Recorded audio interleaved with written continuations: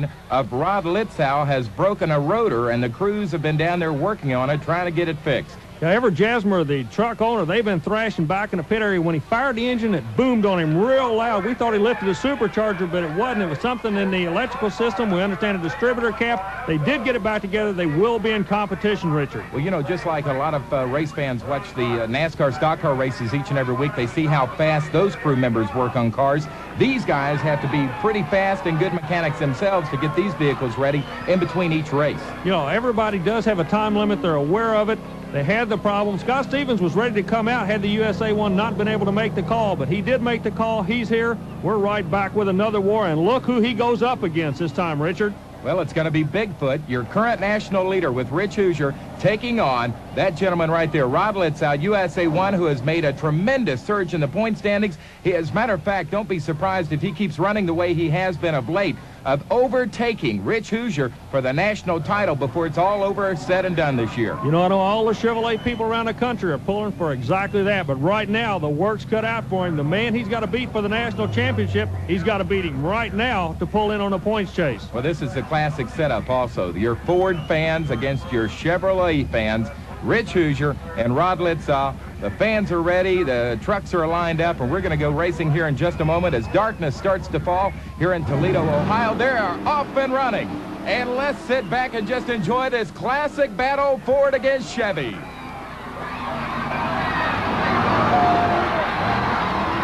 Both trucks exactly where they want to be. The Ford got the jump on the infield. They know the Ford hangs on for a win, but believe me, the heartbeat of America, USA 1 Chevrolet, was breathing down Rich Hoosier's neck. But Hoosier stays on top, not only with the win here, but also it helps cushion his national points lead, Richard. And Army, all throughout the day, we've had the drivers talking about lane choices. It looked like both drivers satisfied with where they started. You know, as both drivers go by, they wave to the crowd with smiles on their faces. They were exactly where they wanted to be on that run. Well, you know, these trucks, as you've just seen, move awfully fast down these tracks across America. The TNT officials have developed some safety features to put in these vehicles for driver protection. Here's a feature with Army. As the monster trucks travel across the country, safety is a very important part of it. Now they're really leaning on equipment. They're flipping, they're flying, they're rolling end over end. Safety, something that the TNT Motorsports people are always trying to improve on. Right here is the latest in safety equipment. It's an electronic kill box. The kill box is mounted in each truck prior to the run. Side-by-side competition, you have different boxes on different frequencies. Right here is a monitor that a track official is responsible to operate in case of an upset or a runaway truck. This is a last-ditch safety effort to stop the vehicles in case a runaway should occur. The track official that operates it must be aware of one thing. A lot of times in this sport, the monster truck actually needs all the horsepower he can have when he gets himself into trouble. He needs the horsepower to actually pull out of a jam. So the safety kill switch, very responsible position, as the track crew is responsible to stop that vehicle instantly with the flick of a switch should he be out of control. And now we are ready to find out who is going to face Bigfoot for the championship tonight. Will it be Carolina Crusher and Gary Porter, or look who is back again? He has lost 2 races tonight already, but he's had the fastest times.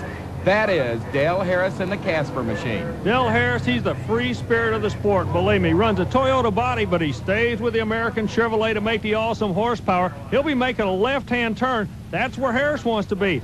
Now, Porter comes out. He's going to be pushed over to where he makes a right turn. This is not the lane that he wants, so he's going to be a little bit apprehensive when he cranks to the inside.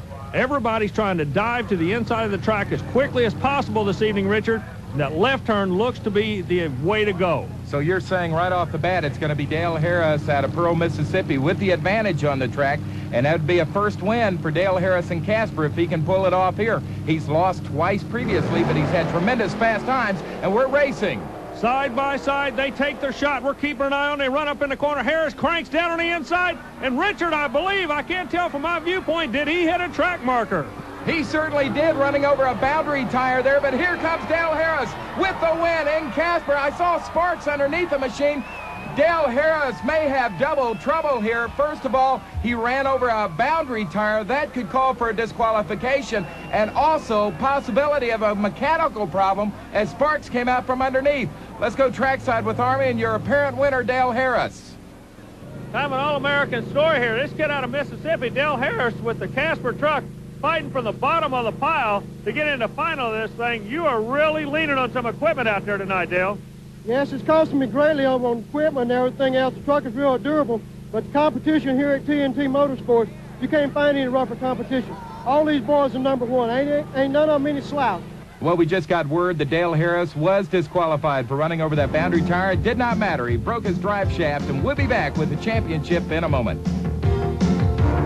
Ford, Bigfoot, and Rich Hoosier up against a Chevrolet. Tonight, it's going to be the Chevrolet of Gary Porter and Carolina Crusher. Porter is going to be exactly where he wants to be, Richard. He's going to be making that all-important left turn. Hoosier, he doesn't mind telling you, he doesn't like the lane he's going to be going in. He would much rather be on the backstretch turning left. Not the case. However, a lot of confidence shown by Hoosier. He comes over in his normal work in the crowd perfect. All the Ford people believing in this big, beautiful blue Ford of Bob Chandler's based out of Missouri. But the Chevrolet people are sitting patiently. They know that Porter, working his way up through the national points chase, could put this mountain motor Ford away. We're going to find out in just a moment. The track crew's getting them lined up.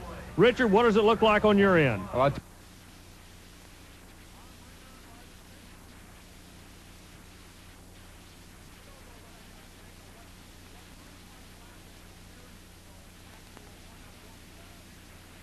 Toledo, Ohio, Bigfoot and Carolina Crusher, they're off and running. Whole shot, side by side, they leave the starting line. It looks like Hoosier may dive in the infield first. He does. He'll approach the first jump.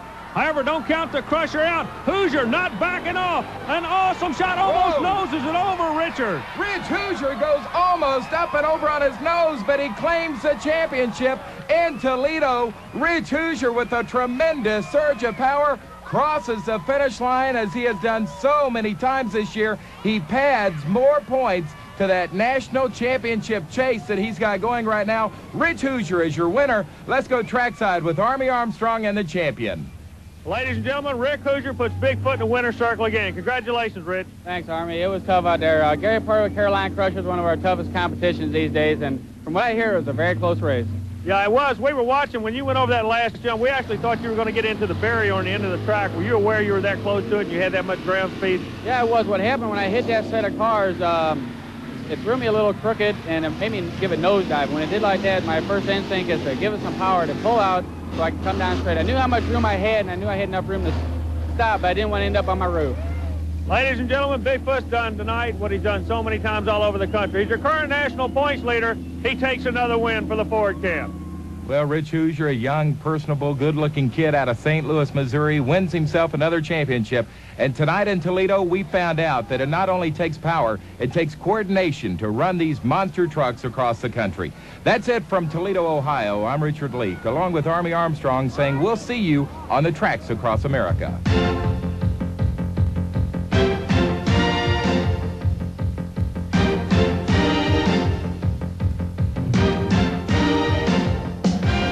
Join us next time for Powertrax.